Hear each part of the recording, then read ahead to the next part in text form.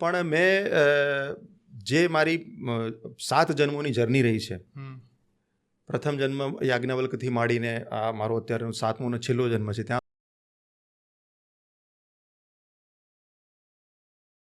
બહુ સરસ વાત કરી, બહુ સરસ રીતે સમજાયું. કારણ કે શાસ્ત્ર વાંચવા બેસીએ, અમારા જેવા યુથ લગભગ આજની તારીખમાં હવે તો વાંચીએ છીએ, મેં પણ ઘણા વાંચે, પણ આટલું ડિટેલિંગમાં વાંચીને એટલું તાર્કિક રીતે સમજવું અઘરું છે. પણ આ બધી વાતમાં તમે છે ને એક વાત કીધી કે મેં અનુભવેલું છે, મેં જોયેલું છે.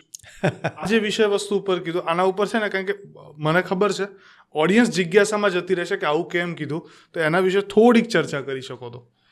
અનુજભાઈ, કેવું છે કે ઘણાને કદાચ આત્મશ્લાઘા કે આત્મપ્રશંસા કે કદાચ અતિશયોક્તિ લાગશે, પણ મેં જે મારી 7 જન્મોની જર્ની રહી છે, પ્રથમ જન્મ યાજ્ઞવલ્કથી માંડીને આ મારો અત્યારનો 7મો અને છેલ્લો જન્મ છે, ત્યાં સુધીની એના આખી વિસ્તૃતપણે શાસ્ત્રોના પ્રમાણ સાથે મેં બલરામ સ્મૃતિ નામનો મારો એક પરમ પ્રેમ ગ્રંથ લખ્યો છે. એમાં હાજી મેં આપને આપેલો છે. તો એની અંદર મેં સંપૂર્ણપણે વિસ્તારપૂર્વક લખેલું છે. હવે કેવું છે કે અત્યારે આપણે જે મેં તમને વિષયની વાત કરી એ ગાગરમાં સાગર સમાન જેવો છે.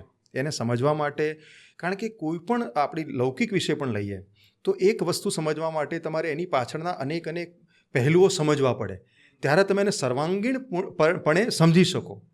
હા, ઓવરઓલ તમે એક સમજો કે બ્રીફ આપી દો સામાન્ય કે ભાઈ આવું છે, પણ ડિટેલિંગમાં જાઓ ત્યારે તમે એને સંપૂર્ણપણે એનું રહસ્ય પામી શકો.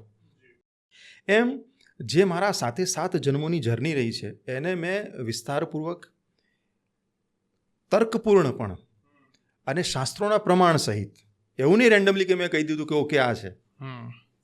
કારણ કે મને ખબર છે અત્યારના વર્તમાન યુગમાં દરેક માણસ સાબિતી માગશે કે તમે આ કહી રહ્યા છો એની સાબિતી શું. હવે એના માટે અમુક અવસ્થા તમારે કેળવવી પડે. અવસ્થા ના હોય ને તો દુર્યોધન આગળ ભગવાને અર્જુન પહેલાં પણ વિશ્વ સ્વરૂપ પ્રગટ કરી દીધું હતું.